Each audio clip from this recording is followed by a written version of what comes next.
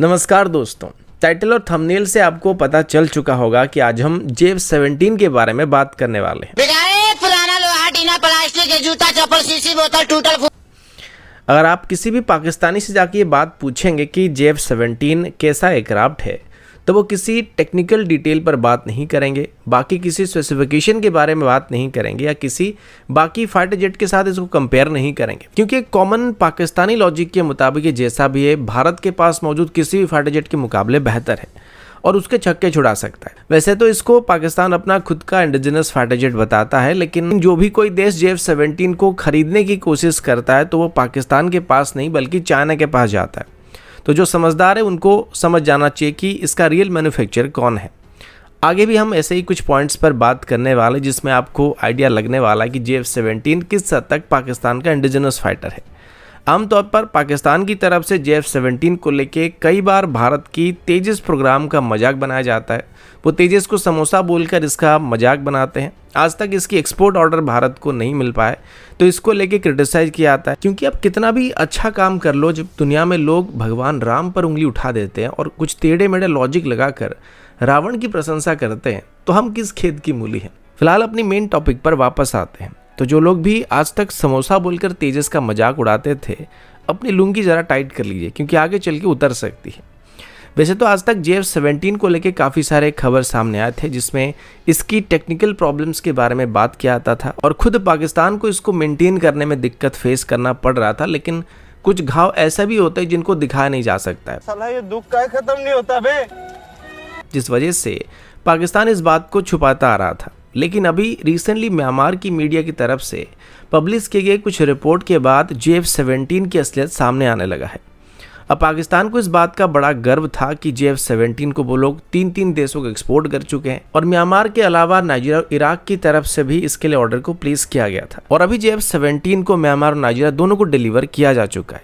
अब कहा जाए तो म्यांमार अभी तक JF-17 का सबसे बड़ा एक्सपोर्ट कस्टमर रहा है। सबसे पहले 2016 में म्यांमार और चाइना के बीच करीब 16 JF-17 के लिए एक डील को फाइनल किया गया था। अगेन पाकिस्तान के साथ नहीं बल्कि चाइना के साथ डील को साइन किया गया था, जिसमें $25 मिलियन की यूनिट कॉस्ट के साथ म्यांमार की तरफ से टोटल 16 JF-17 को खरीदा गया था। इसमें से पहले बैच को 2018 में म्यांमार को डिलीवर किया गया था, जिसमें टोटल 6 एयरक्राफ्ट को म्यांमार को डिलीवर किया गया था और इसी के साथ ही म्यांमार JF-17 का सबसे पहला एक्सपोर्ट कस्टमर बन गया था और दिसंबर 2018 को म्यांमार की तरफ से इसको अपनी एयरफोर्स में शामिल किया गया था। अब दिसंबर 2018 मतलब करीब 2019 में इन जेट को ऑपरेशनल किया गया था और अभी म्यांमार के एक न्यूज़ पोर्टल द इरावाडी की तरफ से ये क्लेम किया गया कि इन JF-17 को अभी म्यांमार की तरफ से ग्राउंडेड कंडीशन में रखने का फैसला किया गया, यानी कि खरीदने के बस 3 साल पूरे होने को है, लेकिन अभी से इनकी हालत ऐसी हो चुकी है कि इनको म्यांमार अभी ऑपरेट करना भी नहीं चाहता है। अब यहाँ पर जरा डिटेल में जानने की कोशिश करते हैं कि दरअसल ये JF-17 जो इनमें क्या क्या प्रॉब्लम सामने आ रहे हैं जिस वजह से म्यांमार की तरफ से इनको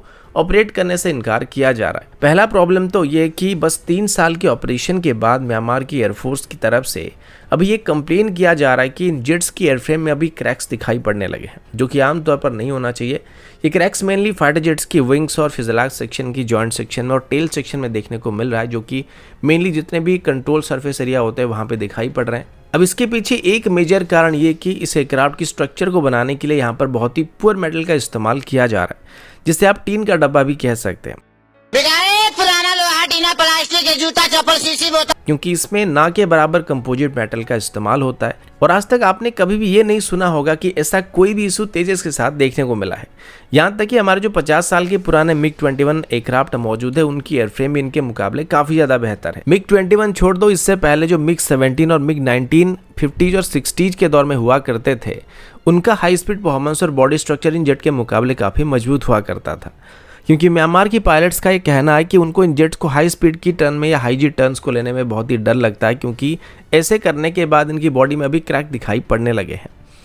अब इससे पहले एक बार ऐसा भी सुनने को मिला था कि JF-17 की फ्यूल सिस्टम में कुछ दिक्कत सामने आ रही थी, जिस वजह से खुद पाकिस्तान की तरफ से अपनी JF-17 को ग्राउंडेड कंडीशन में रखने का फैसला किया गया था। बाद में इनको ठीक करने के लिए चाइना की तरफ से एक सेपरेट टीम को पाकिस्तान भेजा गया था, जिन्होंने इसको फिक्स किया था। अब यहाँ पर एक बात आप गौर कर सकते हैं कि आखिर ये कैसा इंडिजिनस फाइटर जेट है जिसकी टेक्निकल इशू को फिक्स करने के लिए हमको किसी दूसरे देश की मदद लेने की जरूरत पड़ रही है। समझ रहे हो? अब वापस म्यांमार की JF-17 पर वापस आए तो म्यांमार की एयरफोर्स के मुताबिक JF-17 का जो सबसे बड़ा टेक्निकल प्रॉब्लम है वो इसके रडार सेक्शन में है। म्यांमार के जो पायलट्स हैं उनका ये कहना है कि JF-17 का जो रडार है इसकी एक्यूरेसी इतना अच्छा नहीं है, मतलब ये सही तरीके से टारगेट्स को आइडेंटिफाई नहीं करता और ये उनको ट्रैक भी नहीं कर पाता है, जिस वजह से इसकी BBR कैपेबिलिटी लिमिटेड हो जाती है। अब वैसे तो इसमें SD-10 मिसाइल को भी फायर किया जा सकता है जिसकी रेंज 80 से 100 किलोमीटर तक क्लेम किया जाता है, लेकिन म्यांमार की तरफ से बताया जा रहा है कि जब वो रेगुलर एक्सरसाइज के दौरान अपनी JF-17 को टेस्ट किए थे तो एंगेजमेंट के दौरान इनका जो मेन मिशन कंप्यूटर था वो सही तरीके से काम नहीं कर रहा था और इससे इनकी BBR मिसाइल की लॉन्च जोन काफ़ी हद तक रिड्यूस हो रहा था। तोबा थारा मूड खराब कर दिया। इसके अलावा म्यांमार की इन JF-17 को ग्राउंडेड करने के पीछे कुछ हद तक म्यांमार खुद भी जिम्मेदार है, क्योंकि इन जेट्स को खरीदने के लिए मिडलमैन्स को इन्वॉल्व किया गया था, जिसमें उन्होंने इन जेट्स में कुछ वेस्टर्न एवियनिक्स को इंस्टॉल किया था, लेकिन इन मिडलमैन्स की वजह से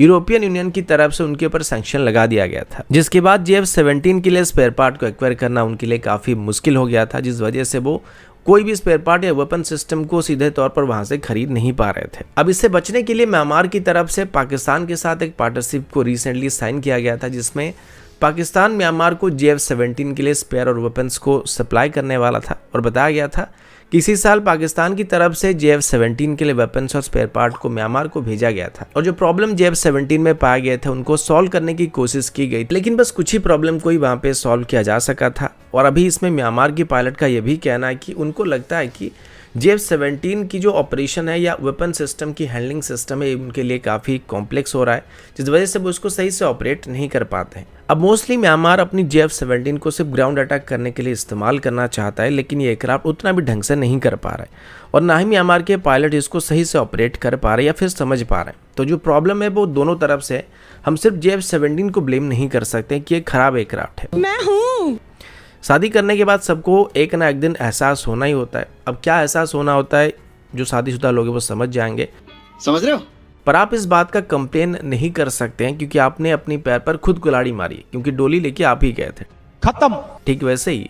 JF-17 खरीदने के लिए खुद आप ही गए थे। तो अभी आपको इसका वेपन मैनेजमेंट सिस्टम कॉम्प्लेक्स लग रहा है या इसमें कोई मेलफंक्शन हो रहा है, इसके लिए आप ही जिम्मेदार होने वाले हैं। तो दोस्तों अभी के लिए इतना ही, मिलता हूँ आपसे अगले वीडियो में, तब तक के लिए जय हिंद, वंदे मातरम। खत्म, bye bye, tata, good bye.